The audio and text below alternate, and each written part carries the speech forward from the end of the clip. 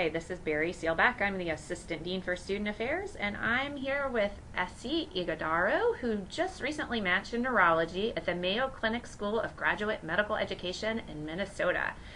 Welcome, Essie. Hi, thank you for having me. Thanks for coming in. So we're going to talk a little bit about neurology today, and why a student might consider neurology. So tell me, why did you choose to go into neurology? I chose it because, I'll start from the beginning. So coming into medical school, I have my MD, PhD. So coming into medical school, I didn't know what specialty I wanted to do. I was just kind of following, what was interesting in the first and second year courses.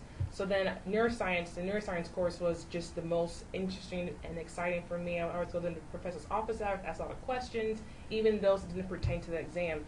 So I took that, then I got my PhD in anatomy, neurobiology, and then when I came back to third and fourth year, it was between internal medicine and neurology, and I just, when I got to third year, did a lot of my clinical rotations, went to the AAN conference and national conference, and just fell in love with neurology, and that's how and talked to a lot of neurologists, and that's how I decided to go into neurology. Okay.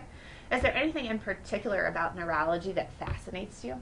I think it's the information that we don't yet understand. Like, you can look at an individual, they could have hyperreflexia, and there's so many diseases that cause hyperreflexia, and there's a lot that we still don't yet understand. So I think for me, someone who's going to be a physician scientist is really interested in that unknown or uncharted territory. I think that's why it's just fascinating for me. Okay. And you said you considered internal medicine. What swayed you from internal medicine to neurology? Yeah, internal medicine was definitely a close second. But I think for me, at the end of the day, given my PhD and my expertise in that field, and I kind of want to carry on, being an expert in a particular specific, domain just made the most sense from that perspective. Okay. So you've already mentioned you got your PhD, which I'm sure helped you for neurology, but are there other things that you did during medical school to help prepare you to apply to neurology and strengthen your application? Definitely. I think Dr. Amy Hessler was definitely a big asset to my getting into neurology. So at that time, she was the clerkship director for neurology. So when I told her I was really, really interested, she basically took me under her wing and said, here's what you should do if you haven't done so already. I think a big thing was being able to go to the American Academy of Neurology my third year and being a neurologist and just understand what is it, where is the national meeting for neurologists, what are they talking about, what excites them. And at that meeting, there was a section for medical students interested in neurology, so we were able to talk to program directors and kind of get their sense for what they're looking for in an applicant. So I think that was a big thing, and also being part of the SIGN group, which is I think the interest group for neurology. Okay. When I was the first and second year, also helped pique my interest. What is neurology? Why would anyone want to go into it? And on top of that, I love to listen to audiobooks, so listening to the book by Oliver Sacks, and just really getting an understanding of what is the mindset of neurologists, and just getting a feel for that from all different levels. I like that. So thinking about your fourth year schedule, how did you plan your fourth year schedule? Yeah, so because I was interested in both neurology and internal medicine, those are my first AI. So after my vacation, which is when I studied for step two. I was taking step 3. Studied for step 2, and then I made sure before I submitted my application, I at least got my away rotation in internal medicine and neurology out of the way, so that I can, be certain one way or the other what I'm going to be applying to. So I think getting your away rotations in early is great if you're still picking between specialties. Okay.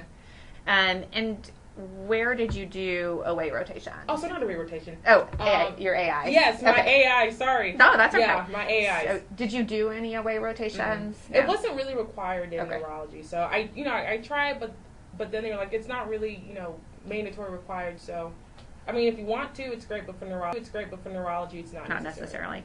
And how about letters of recommendation? Where did you get letters of recommendation from? Yeah, so I got one from my PhD mentor, Pete Nelson, and I got another one from Dr. Greg Jaika. He was also my co-mentor, but he's also really big in neurology, so I did a lot of shadowing with him.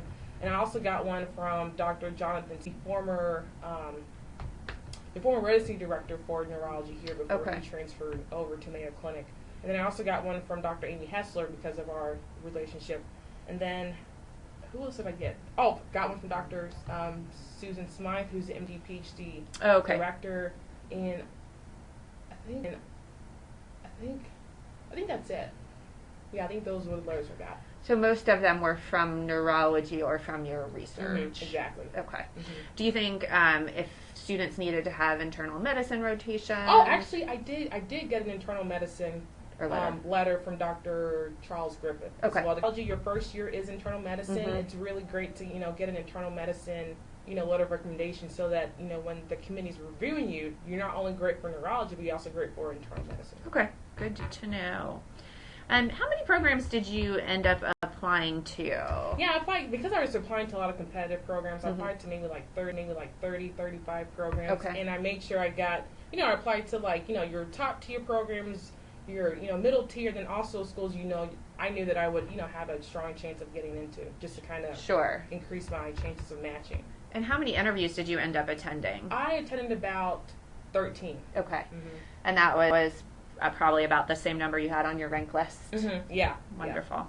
And when you were on your interviews, what did you look for in programs to help you decide? For me, I actually had a list before applying to school. So the big things were, do they have, academic center? Because I, want to be an academic medicine, as a physician scientist. So that was a big one. A big one was, do they have funding to support research for residents during the neurology? So that was also a big one. And, diversity was really important to me. So making sure that, the residents represented individuals from all different walks of life, ethnicity, racial identification. So that was also really important. So I think those were the big things I was looking for. And a strong Alzheimer's disease center, given my research interest. Okay. Any other advice that you would have for students wanting to enter neurology? Yes, I think really asking yourself, what do I naturally gravitate toward? Do I gravitate toward the geriatric population? Or I gravitate toward, pathologies that are, very subtle and we still don't have a lot of information for, but there's that excitement. I think really paying attention, especially in first and second year, what subjects really, really got you really excited. And then as you're, going through your rotations and you're, picking between different specialties, what specialties do you go home and you're like, just, you can't, go to sleep because you're just thinking about the pathophysiology. You just have all these questions and you're reading up on, the subjects and what really gets you internally enthusiastic. And I think, if you listen to that, then you'll find out what specialty fits you the most. I think that's great advice. Thank you. Thank you so much, Essie, for chatting with us today.